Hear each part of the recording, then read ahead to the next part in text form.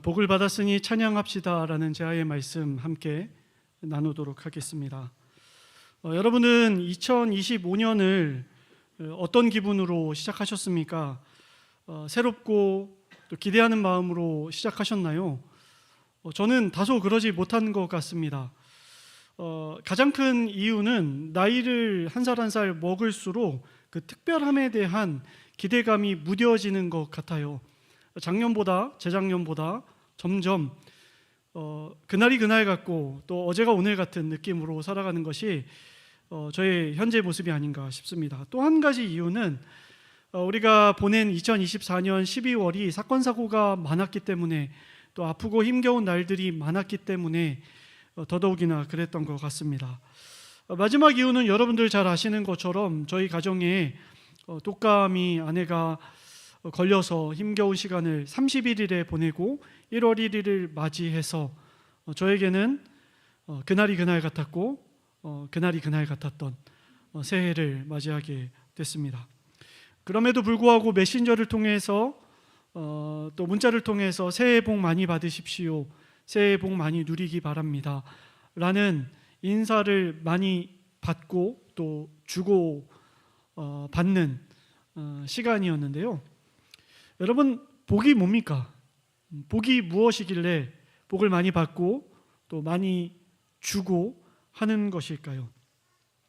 이 복이라는 개념은 사실 문화와 시대에 따라서 조금씩 차이가 있겠지만 현대를 살아가는 우리가, 이 땅을 밟고 살아가는 우리가 생각해 볼 수 있는 것을 저는 이 세 가지로 좀 구분을 해봤습니다. 첫 번째는 물질의 복이라고 명명했습니다. 제가 아는 지인분이 캐나다에 이민을 가셨어요. 이민을 가서 중고차를 한 대 구입을 했습니다. 그런데 얼마 못 가서 접촉사고가 발생했어요. 뒤에서 누가 쾅 하고 받은 겁니다. 크게 다치지는 않았어요. 그런데 또 병원을 가봐야 되잖아요. 병원에 가서 물리치료도 받고 아크로바틱 치료도 받고 또 검사도 하고 또 보험회사에서 보험금도 챙겨주고 하면서 여러모로 상당히 보상을 받았다고 해요. 근데 그러는 사이에 캐나다에 더 이상 머무를 수 없는 비자가 만료된 상황이 돼서 한국이 아니라 제3국으로 가서 살기로 그 가정이 결정을 했습니다. 그래서 그곳으로 옮겨갔어요.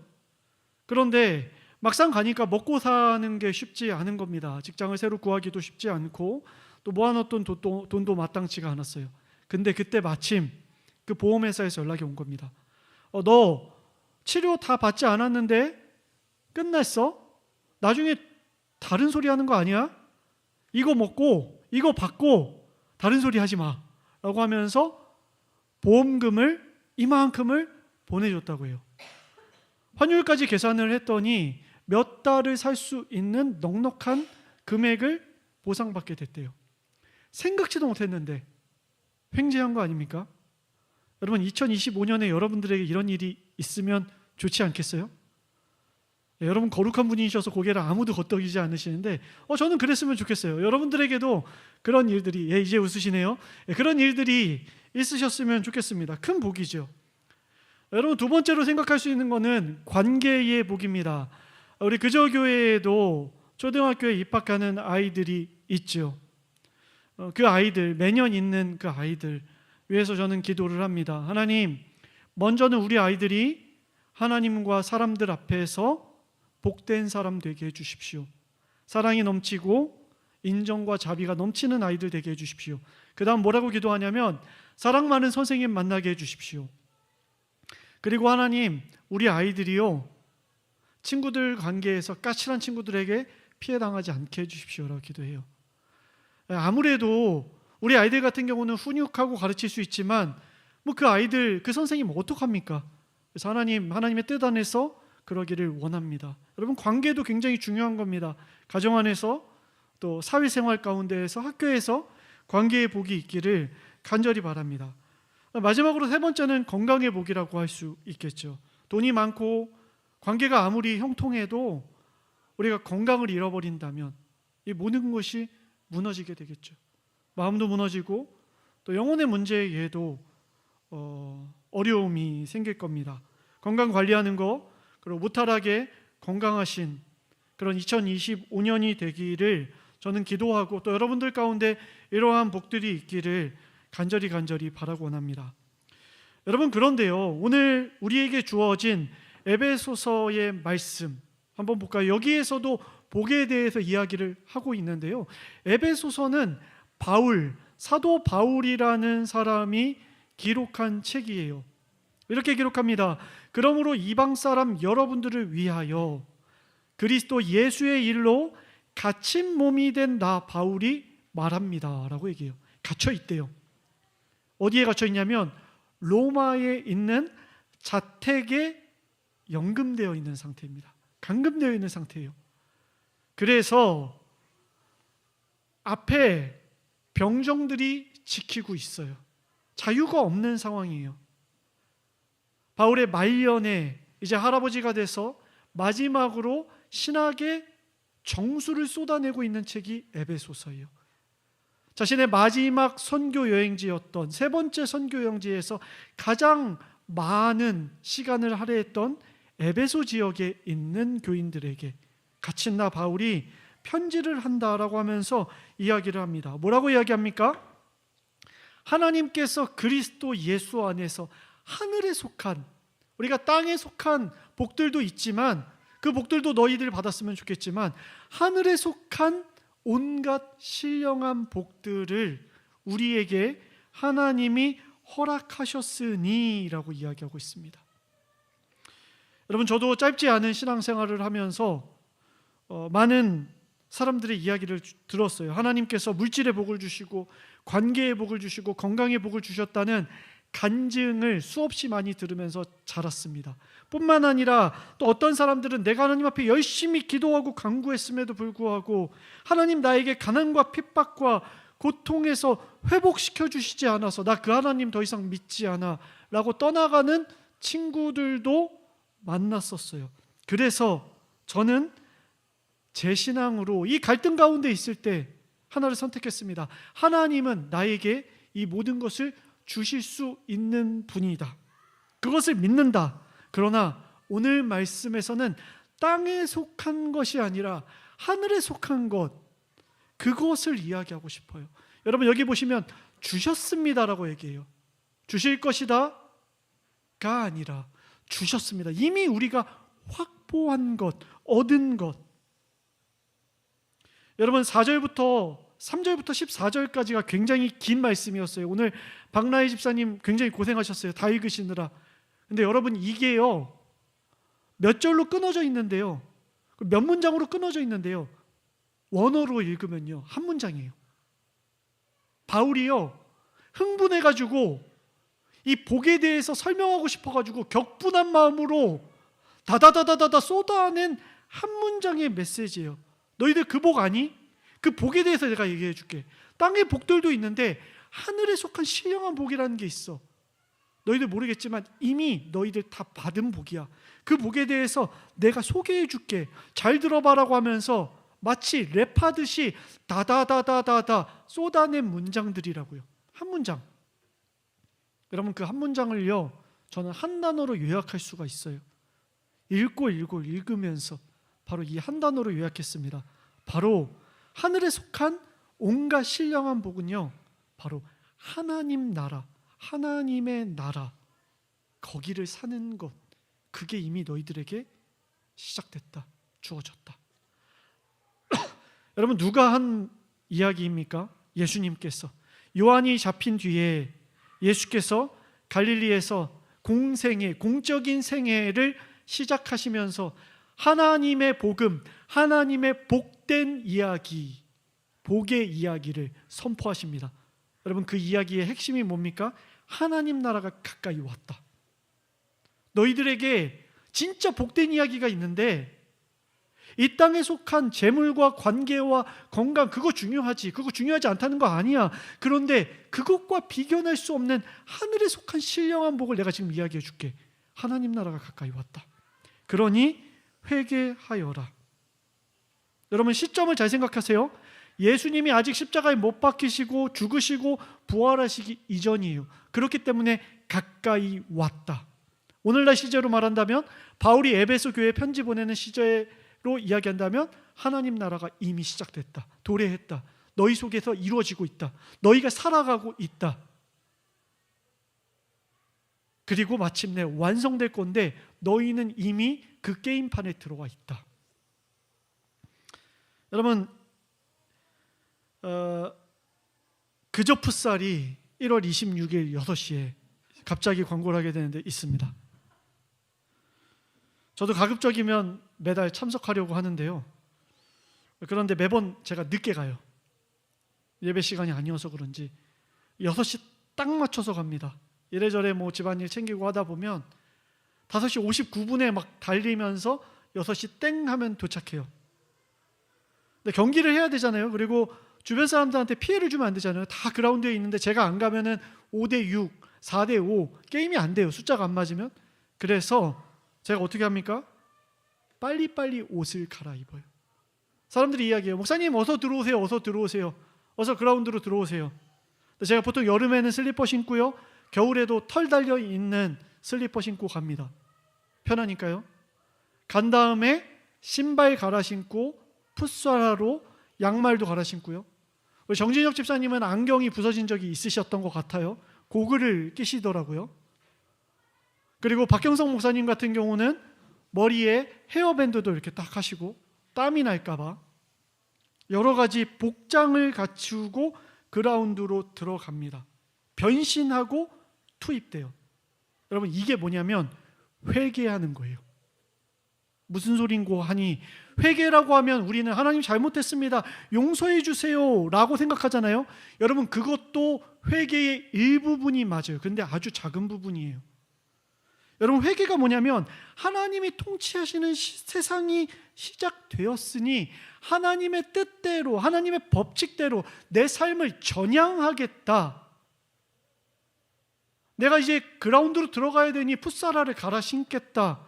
잘못 신었다면 그것을 바꿔 신는 행위, 이미 신고 왔다면 그것을 신고 들어가는 행위, 고글이 필요하면 고글을 착용하고 헤어밴드가 필요하면 헤어밴드를 착용하는 행위, 거기에 맞게 살아가기 위해서 내 삶의 시간과 물질과 방향성을 완전히 바꾸는 것, 그래서 정의로운 말과 행동을 행하는 것, 그래서 잘못했던 것을 자백하고 용서를 구하는 것, 그래서 이웃을 향해서 사랑을 고백하고 자선을 행하는 것, 하나님 나라가 도래했습니다라고 선포하는 것, 그래서 예수님의 사랑과 성령님의 도우심을 입는 것, 이 모든 것을 총체적으로 회개한다라고 이야기한다고요.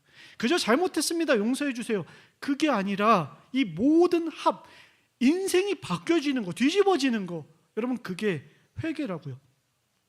하나님의 그라운드에 맞게 우리의 삶을 바꾸는 것. 하나님 나라가 시작됐다, 이제 너희의 삶을 하나님의 뜻에 맞춰라. 누가 하신 말씀이요? 예수님께서 하신 말씀. 여러분, 근데 오늘 에베소서에서는 뭐라고 이야기하고 있습니까? 이 회개에 대해서, 이 회개 전향하는 행동에 대해서 에베소서는 뭐라고 이야기합니까? 하나님의 계획은 때가 차면 하늘과 땅에 있는 모든 것, 여러분, 하늘과 땅에 있는 모든 것이라고 하면 우주 만물 모든 것을 말하는 거예요. 그것을 그리스도 안에서 그리스도를 머리로 하여서 통일시키는 것이다 라고 얘기합니다. 여러분, 바울 선생님이 말년에 쓰셔서 그런지 좀 어렵죠. 여러분, 하나님 나라의 반대 개념이 뭐냐면 사망의 나라, 죄의 세력이 작용하는 나라, 여러분, 우리 본성대로 사는 거, 여러분, 그게 우리가 하나님 나라의 반대 개념이에요. 이 나라는 어떤 나라냐면요, 벽이 솟아있는 나라예요. 서로가 서로에게 다가갈 수 없는 나라예요. 누가 가난한 사람과 부유한 사람이 서로 다가갈 수 없는 나라, 장애인과 비장애인이 서로 함께 살 수 없는 나라, 남성과 여성이, 진보적인 사람과 보수적인 사람이, 흑인과 백인이, 종교인과 비종교인이, 여러분, 더 열거해 볼까요? 밤새도록 열거할 수 있어요. 우리가 규정해 놓은 서로에게 차별과 학대했던 그 기준들, 여러분, 근데 성경에서 뭐라고 얘기하세요? 하나님의 나라는, 하나님 다스리는 나라는 그것이 통일되는 나라이다. 에베소서 2장에 뭐라고 얘기합니까? 그리스도는 우리의 평화이시다. 그래서 여러분, 유대 사람과 이방 사람 지금도 말 안 섞어요. 잘. 극단적인 유대인들이요, 통곡의 벽에서 기도하고 있는 그 사람들이요, 이방인들이랑 웬만해서 말 안 섞어요. 하물며 예수님 1세기 고대 사회에, 근동 사회에 유대인들, 이방인들은 개돼지로 여겼어요. 갈라져 있었죠. 근데 그거를 누가 하나로 만드셨어요? 막힌 담을요, 예수 그리스도께서 하나 되게 하셨어요. 창녀들과 함께 식사하고 바리새인들과 함께 어울리고, 예수님께는 차별이 없으셨다고요. 율법을 폐하셔서 새 사람으로 만드셔서 평화를 이루시고, 원수된 것을 무엇으로? 십자가로 소멸하시고, 이 둘을 한 몸으로 만드셔서 하나님과 화해되게 하셨다. 여러분, 예수님이 십자가에 못 박히신 목적이요, 첫 번째로는 우리 간에 서로의 차별을 철폐하시기 위해서, 또 한 가지 하나님과의 막힌 담을 철폐하기 위해서, 분열되어 있는 사망이 지배하는 그 갈등의 나라에서 하나님 나라의 제1의 법칙, 내가 너희를 조건 없이 사랑한 것처럼 너희도 서로 조건 없이 사랑하여라. 얼마 전에 강윤모 집사님과 한 주제로 대화를 나눴습니다. 내가 언제라고 하시겠지만 아주 짧은 대화를 나눴어요. 그리스도인이 된다는 것에 대해서 식당 가기 전에 잠깐 이야기를 나눴어요. 강 집사님이 저에게 넌지시 하셨던 말씀이 있습니다. 현대사회에서 그리스도인이 된다는 것이, 특별히 한국 교회에서는 너무나도 가벼운 것 같다. 저 역시 동의합니다. 너 교회 갈래? 너 등록할래? 너 우리 교회 교인 될래? 뭐 그러지 뭐. 그리스도인이 된다는 거 결코 가벼운 일이 아닌데, 삶을 전향하는 건데. 하정우 배우가 나오는 군도라는 영화를 저는 매우 인상적으로 봤습니다. 조선시대 탐관오리들이 착취하던 그 힘겨운 백성들의 시대를 배경으로 하고 있어요. 하정우 씨가 의적대인 군도에 가입하는 장면이 너무나도 거룩하고 명장면이었습니다. 이 장면 보면요, 어떻게 서약이 이루어지냐면요, 피로 형제가 되었다라고 얘기하고요, 물어봐요. 이 세상에 차별이 없는 세상이 올 것을, 백정도 양반도 하나 될 수 있는 세상이 올 것을 너는 믿냐라고 물어봐요. 그때 하정우가 예 라고 대답합니다. 그리고 많은 사람들이 박수치면서 너는 이제 우리의 형제요 라고 이야기를 해요. 내가 너를 지켜주고 너가 나를 지켜줄게. 여러분, 이게 그리스도인입니다. 여러분, 교회 방문하신 분들에게, 교회 등록하겠다는 분들에게 제가 한 달을 다녀보고 등록하라고 이야기합니다.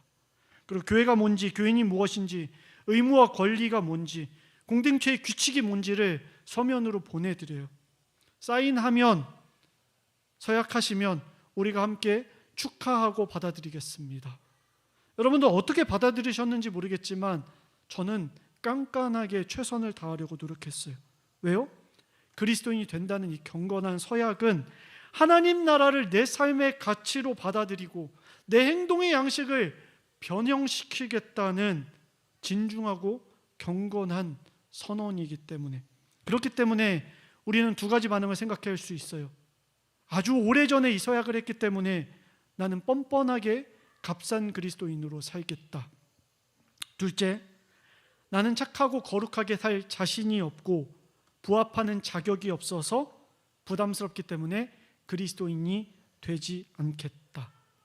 여러분, 이 두 가지밖에 선택지가 없잖아요. 고로 우리가 그리스도인이 된다는 것은 참으로 어두운 색깔이라고 할 수 있습니다. 그런데요, 하나님 나라가 복인 이유가 있어요. 이게 어두운 색깔인데 복이 될 수 있는 이유가 있어요. 성경에서 넌센스라고 이야기하는 것, 은혜라는 단어로 기독교에서 이야기를 해요. 여러분, 이게 복이라고 이야기하는 이유가 바로 여기 나오는 겁니다. 한번 따져볼까요? 하나님이요, 창조 전에 그리스도 안에서 우리를 택하셨어요. 우리가 하나님을 알지도 못할 때에 여기에는 교회 다니는 사람만이 아니라 우리라고 얘기합니다. 모든 사람을, 하나님 창조하신 모든 만물을 하나님께서 택하시고 예정하셨대요. 내가 나의 자녀, 아들과 딸, 나의 하나님 나라의 백성으로 삼기로 예정했다, 계획했다. 그래서 어떻게 하세요? 도통 돌아오지 않자 내가 예수 그리스도를 보내서, 하나님의 아들을 보내서 죽게 하시고 부활하게 하셔서 구속, 죄 용서를 받게 하셨다. 어디 안에서? 그리스도 안에서. 그래서 신비한 하나님의 계획을 알려주셨어요. 너희들 다 하늘과 땅에 있는 모든 거 그리스도 안에서 모든 장벽을 내가 허물어 버렸어. 이것을 믿기만 하면, 내가 다 해놨으니 너희 참여하기만 하면 너희들 누릴 수 있어 라는 겁니다. 믿어지지 않겠지만 이게 하나님의 계획이라는 거예요. 놀라운 복음이라는, 하나님 나라의 정수라는 거죠. 김재곤 집사님이 지난달에 저에게 연락을 주셨어요. 목사님, 남자 성도님들, 왜 여성분들 아니었는지 모르겠지만 남성분들을 제가 격려하고 싶습니다. 제가 20분 늦게 갔는데 이미 파티가 시작됐어요. 끝을 알 수 없는 파티가 시작돼서 모두가 골수와 기름진 것을 먹는 하나님 나라가 완전히 이루어져 있더라고요. 계획한 거예요. 그렇게 내가 그렇게 격려하겠다. 우리가 받을 이유가 없잖아요. 뭐가 잘났어요? 뭐 해드린 거 있어요? 결정했어. 내가 그렇게 하기로 결정했다. 하나님 마찬가지예요. 나 자격이 없는데요? 결정하셨어. 내가 너의 자녀로 삼겠다. 저 이런 결격 사유가 있는데요? 예수 그리스도를 보내서 그것을 대속하겠다, 구속하겠다. 믿기만 하면 그 잔치에 참여할 수 있어요. 그런데요, 여러분, 제가 이 이야기를 하는 이유가 있어요. 이 차를 갔거든요. 카페에서 놀라운 일이 벌어졌어요. 꽤 많은 사람들이 지갑을 꺼내기 시작했어요. 여기는 제가 계산할게요. 여러분, 이게 신앙생활이에요. 값싼 은혜, 하나님 주셨으니까, 하나님 은혜 베풀어 주셨으니까 그냥 그렇게 살게요가 아니라, 하나님 그 은혜에 합하게 저도 계산할게요. 이 땅 가운데 그리스도의 사랑을, 예수 그리스도의 흔적을 제가 살아갈게요. 저도 이웃을 사랑하고 그들을 공경할게요. 여러분, 그걸 통해서 내가 구원받는 거 아니에요. 이미 받았어요, 하나님 은혜로. 그런데 그게 겨워서 나도 그렇게 살아갈게요. 지향점으로 살아가는 거. 그래서 사망의 나라가, 죄의 권세가 우리에게 침범할 수 없고, 하나님의 통치가, 그 십자가의 은혜가 우리 가운데 머무는 거. 여러분, 그래서 기독교를요, 믿음의 종교라고 해요. 은혜로 말미암아 내가 믿는 거. 나 그리스도인 해도 되나? 군도 가운데 들어가도 되나? 넉넉히 된다. 하나님께서 이미 값을 치르셨다. 여러분, 이걸 믿는 자들이 이 자리에 모여 있는 거라고요. 그래서요, 바울이 하고자 하는 말의 핵심이 여기 있습니다. 우리 주 예수 그리스도의 아버지이신 하나님을 찬양합시다. 고맙습니다. 감사합니다. 여러분, 찬양팀만의 특권이 아니에요. 우리가 365일 그리고 한 해를 시작하며 여러분들에게 말씀으로 권하는 거, 우리 주 하나님을 찬양합시다. 왜요? 그분이 우리를 구속하시고 예정하시고 택하시고 그 계획을 보여주셨기 때문에, 그러니 우리가 주님을 찬양합시다. 여러분, 그게 망각되십니까? 잊어먹고 까먹어요? 그럼 여기 약속의 말씀이 있습니다. 그리스도 안에서 진리의 말씀, 곧 여러분을 구원하는 복음을 듣고 그리스도를 믿었으므로 여러분 안에 성령님이 함께 하신다. 성령의 날인을 받았다. 보증서를 받았다. 이 성령은 하나님의 소유인 우리가 완전히 구원받을 때까지 우리의 상속의 담보이시며, 내 마음이 흔들릴 때 나 같은 사람, 나같이 이렇게 보잘것없이 사는 사람도 그리스도인 해도 되나? 된다. 된다. 넉넉하다. 하나님이 이미 다 해결하셨다.